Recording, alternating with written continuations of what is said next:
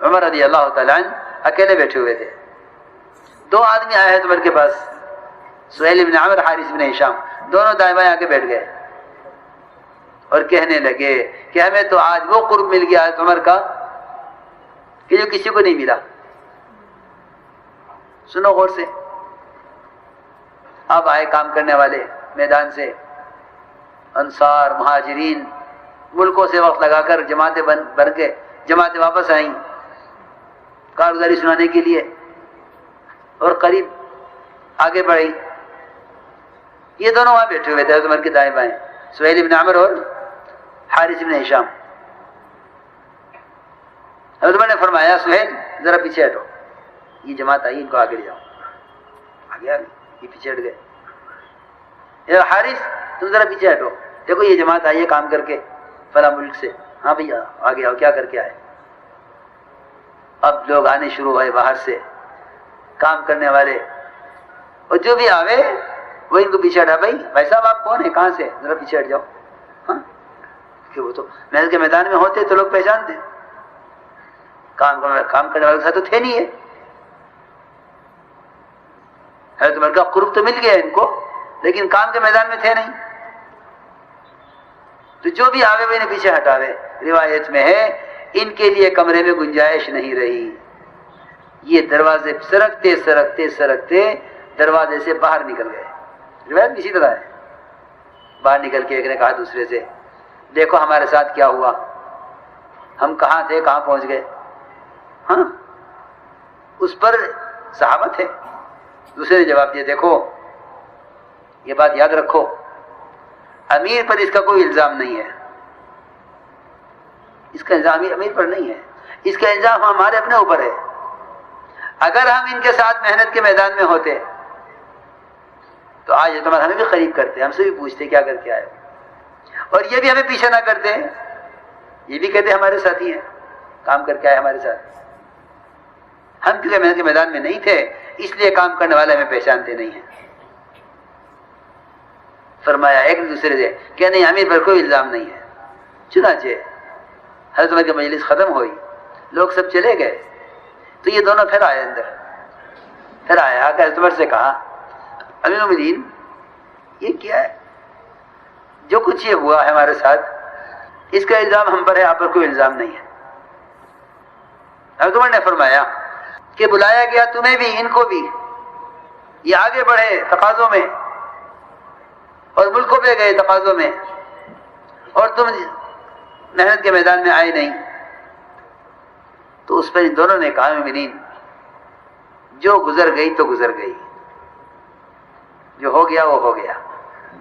اب آپ ہمیں یہ بتائیے کہ یہ جو کام کرنے والا عملہ ہے, یہ جو ملکوں میں کام کر کے آیا ہے, ہم ان کے ساتھ کیسے ہو سکتے ہیں؟ حضرت عمر نے فرمایا دیکھو دنیا میں تو ان کے ساتھ تم ہو نہیں سکتے کیونکہ یہ آگے بڑھ گئے. سنو تم دونوں فلاں فلاں ملک میں چلے جاؤ اور وہاں دین کی دعوت دیتے رہو, پوری زندگی وہاں گزار لو, اور اسی ملک میں تمہاری دونوں کی وفات ہو جاوے تو مجھے امید ہے کہ شاید حشر تمہارا ان کے ساتھ ہو جاوے. یہ تمہارے نے جواب دیا. چنانچہ ایسے ماننے والے اسی وقت دونوں کے دونوں حضرت عمر سے رخصت ہوئے. حضرت عمر نے ایک فلاں ملک میں ان کا رخ بنایا کہ جاؤ وہاں جا کر کام کرو. وہ دونوں صحابہ اسی علاقے میں جا کر وہیں جا کر مدفون ہوئے. یہ فرمایا حضرت عمر نے کہ دنیا میں تو وہ تم سے سبقت لے گئے, اگر تم اس راستے میں فلاں ملک میں کام کرتے کرتے مر جاؤ تو مجھے امید ہے کہ قیامت میں حشر ان لوگوں کے ساتھ ہو جائے گا. تو میرے دوستو عزیزوں بات اصل یہ ہے کہ یہ پورا مجمع عزم کرے کہ ہمیں اس کام کو کام بنا کر کرنا ہے, اور اس مزاج کے ساتھ اس طرح عرض کیا, ہر ایک اپنے آپ کو پابند کرے, ہر ایک اپنے آپ کو پابند کرے.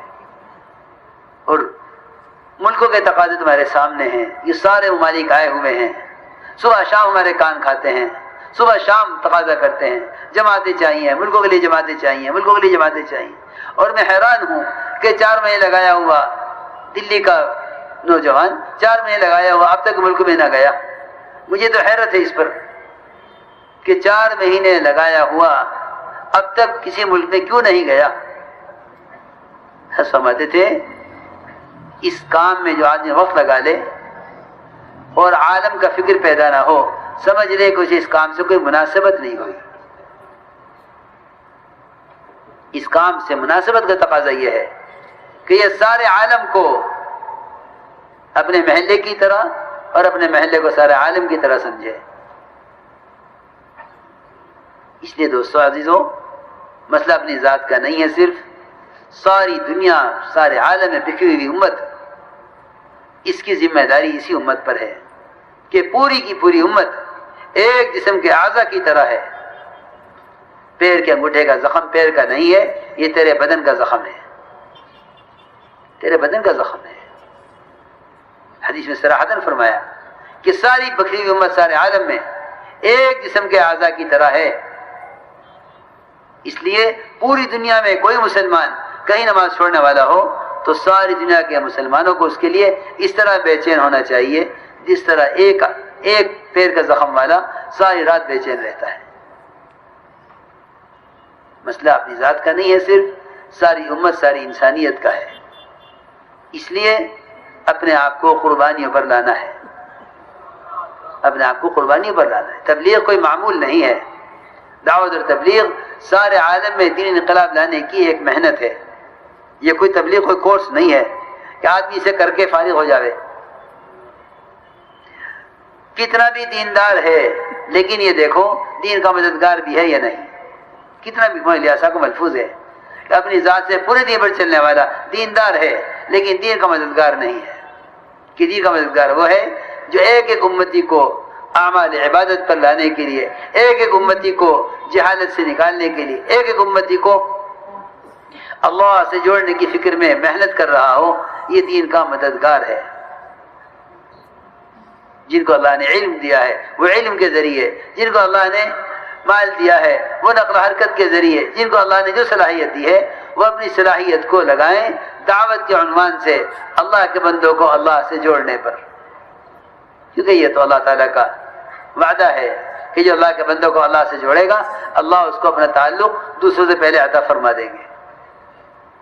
اس لیے ہماری اس پورے مجمع سے درخواست ہے، میں نہیں کہوں گا کون تیار ہے، میں نہیں کہوں گا، مجھے اس سے بالکل اتفاق نہیں کہ اس مجمع سے کہا جائے بولو کون تیار ہے۔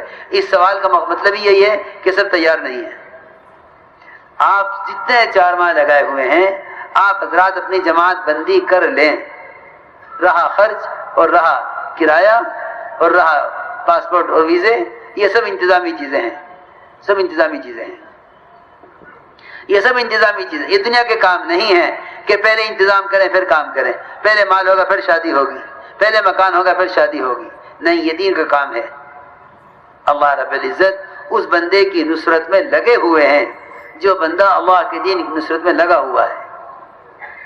اگر آپ نے اس کا عزم کر لیا اللہ رب العزت یہ دیکھ لیں گے